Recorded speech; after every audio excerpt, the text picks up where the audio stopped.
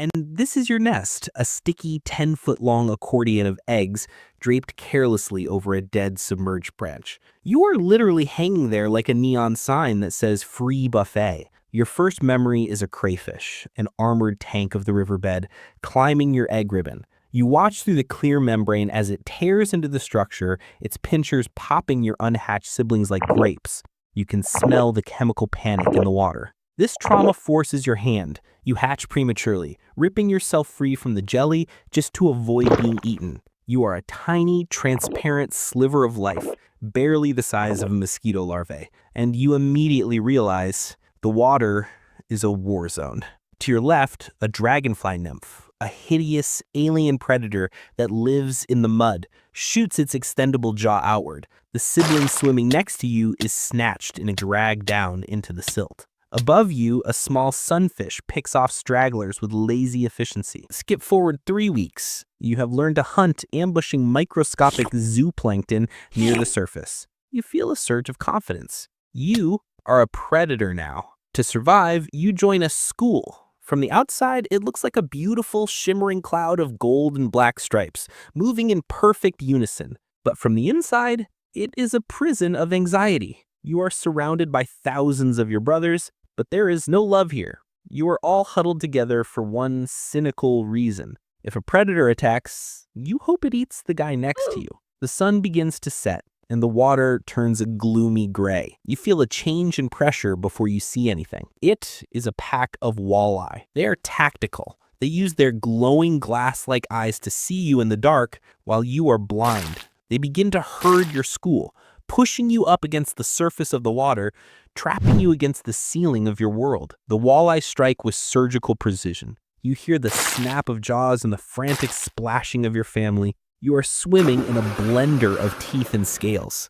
You dive deep into a thick weed bed, pressing yourself into the mud, your gills flaring with terror. Above you, the massacre continues until the walleyes are full. Skip forward 6 months. You are no longer a helpless fry. You are becoming a spiny rayed fish, a biological cactus designed to make anything that tries to eat you regret it instantly. And you are eager to test your new armor. A juvenile largemouth bass, the same species that haunted your nightmares as a baby, drifts out of the shadows. He sees you not as a threat, but as a mid-morning snack. He lunges, his bucket mouth opening to inhale you. In the past, you would have fled. Today, you hold your ground. In a split-second reflex, you flare. You lock your dorsal spines into a vertical, rigid position. You become a ball of thorns lodged in his throat. The bass panics. He gags, shakes his head violently, and with a convulsive heave, spits you out. You drift away, shaken but unharmed, watching the predator retreat in pain. A surge of adrenaline and pride floods your system. You didn't just survive, you fought back. You believe you have solved the puzzle of survival. You are invincible. Skip forward 2 years. You are now a jumbo perch. You have reached the impressive length of 10 inches. You are no longer the scavenger picking at plankton. You are a hunter of meat. You patrol the submerged vegetation with the swagger of an apex predator. You spot a school of emerald shiners, flashy, nervous baitfish. They scatter at your approach, and for the first time, you are the one causing the fear. You lock onto a slow straggler. You strike with a burst of speed, your jaws extending to vacuum the prey in. You crush it. You swallow it. The taste of fresh fish confirms your status. You look around your domain. The sunfish move out of your way. The crayfish retreat into their holes when you pass. You have conquered the middle of the food chain. You truly believe you are the king of the lake. But this confidence is a dangerous lie. You are the king of the middle. Your confidence makes you careless. You are so focused on terrorizing a school of minnows that you fail to notice the stillness in the water around you. The small fish haven't fled because of you. They fled because of what is behind you. A shadow detaches itself from the weed line.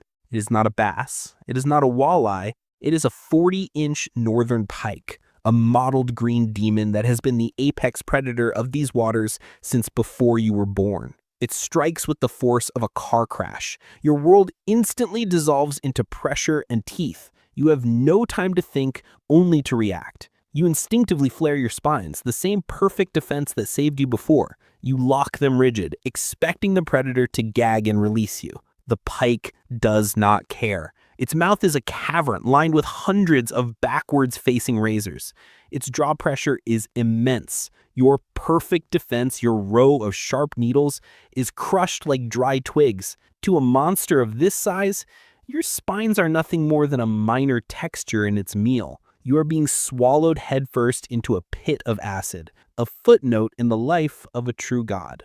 Just kidding. That almost happened. At the last microsecond, the pike's strike angle was off by an inch. Its teeth raked down your flank, shredding your scales and leaving deep, bleeding gashes. But it missed the kill shot. You rocket into a crevice between two large boulders, pressing yourself so deep into the dark that your gills scrape the stone. You stay there for 2 days, bleeding and trembling. Your survival wasn't skill, it was a rounding error in the pike's calculations. Skip forward to winter. You are an old, scarred veteran. You have survived the pike, the bass, the walleye, and the birds. You have won the game of survival. The lake freezes over, sealing your world under a thick lid of ice and snow. A deep, cold peace settles over the water. You descend to the deep basin, huddling with a school of other survivors in the mud. Your metabolism slows to a crawl. You are lethargic, safe in the gloom.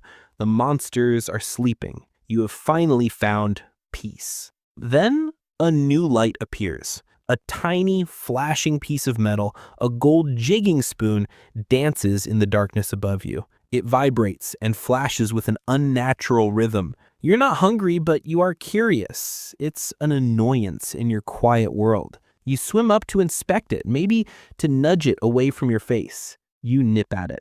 The hook sets. There is no epic run, no line-stripping battle. The water is too cold, and your body is too stiff. It is a confusing, relentless vertical pull, dragging you up, away from the safety of the mud, through the crushing pressure changes. You are hauled through a small, circular hole in the ice into a world of blinding white light and agonizing, freezing air that burns your gills. A giant face looks down on you. It is a human fisherman. He doesn't admire your battle scars. He doesn't respect your years of survival against the odds. He smiles, looks at your thick sides, and says, "Perfect. Just what I needed for the fish fry." You are tossed onto the ice, gasping, next to a dozen of your brothers. Your entire, long, brutal life, the terror of the egg ribbon, the panic of the school, the pain of growing spines, the scars from the pike, all of that struggle was for this, to become a crispy, golden fried fillet on a paper plate